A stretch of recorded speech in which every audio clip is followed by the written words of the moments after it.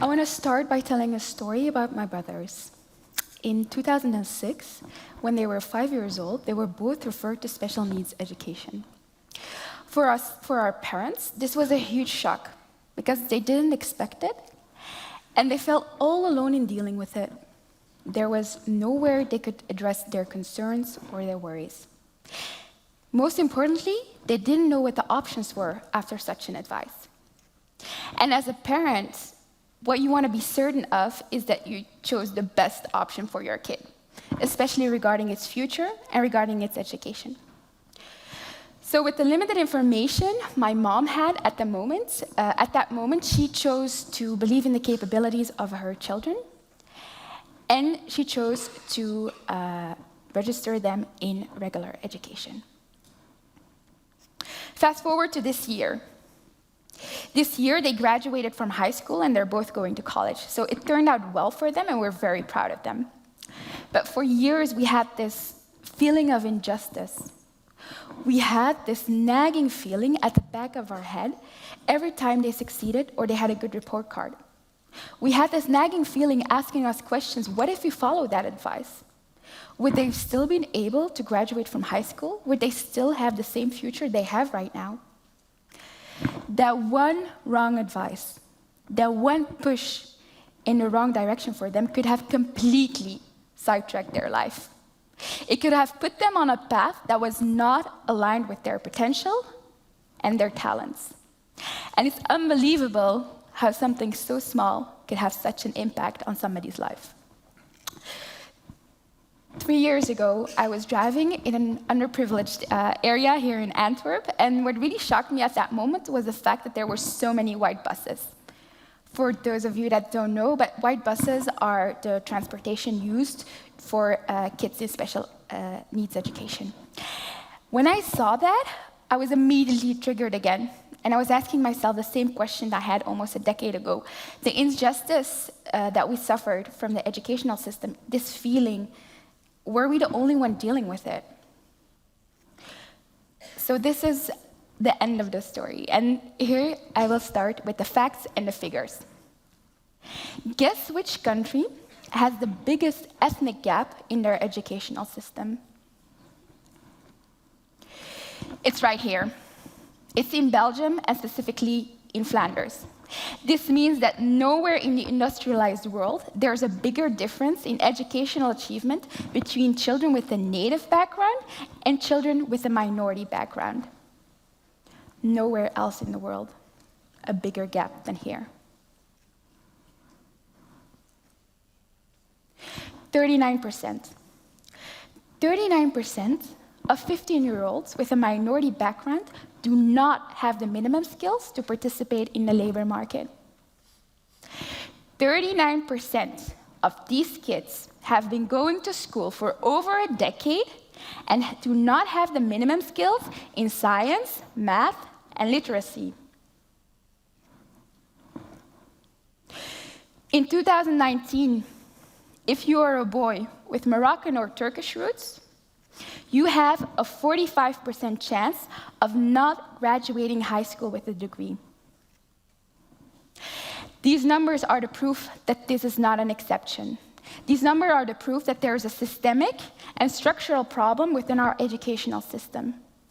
These numbers are the proof that if you come from a certain neighborhood, or if you have a certain background, the place for you to be successful in our society is very limited. I can hear you thinking, how is this relevant for me? How does this impact you? But think about it. If you did not graduate from high school with a degree, would you still have the same job you have right now? Would you still have achieved the same things you have achieved right now? Would you still have the same access to the resources and the wealth you have right now? Education inequality is not a problem of only underprivileged families. It's a problem for everybody here.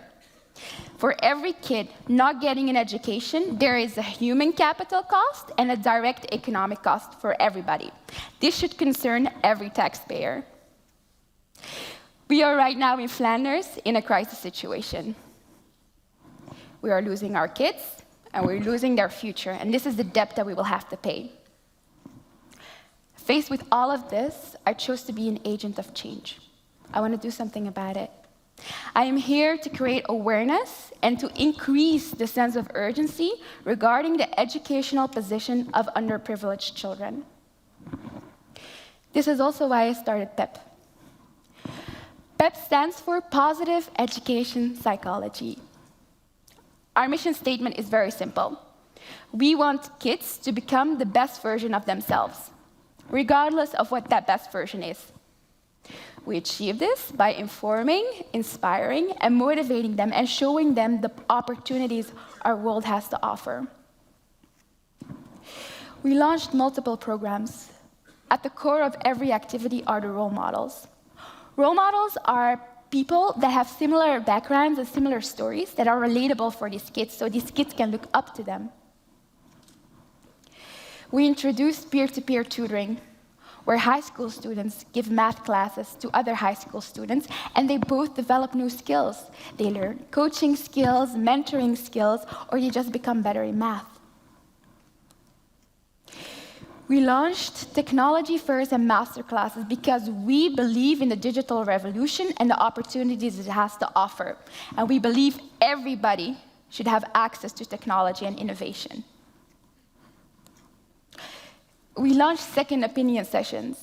It's a support system for people who want to know how the educational system works, or who have questions, just like my parents did a decade ago. With this project, we want to plant strong seeds so we can create strong roots. So these children can become the game changers, the innovators, and the leaders of tomorrow. We rely on a great team and on a community of volunteers and kids, all with different backgrounds and with different levels of involvement, from the high school students giving the math classes to the coach guiding the kids through their daily struggles. These are all people who recognize the challenges these kids are facing and who want to give back to society and to their community. The challenges ahead of us are massive, and we need all of you. We need to make this a top priority for the government. We have to invest time and funds in solving this problem. We have to take bold measurements to ensure the future of our kids. Kids need to use education as a key to unlock their potential and shape their future. Because society must not be endured. Society must be shaped. And you can help shape it with us. Thank you.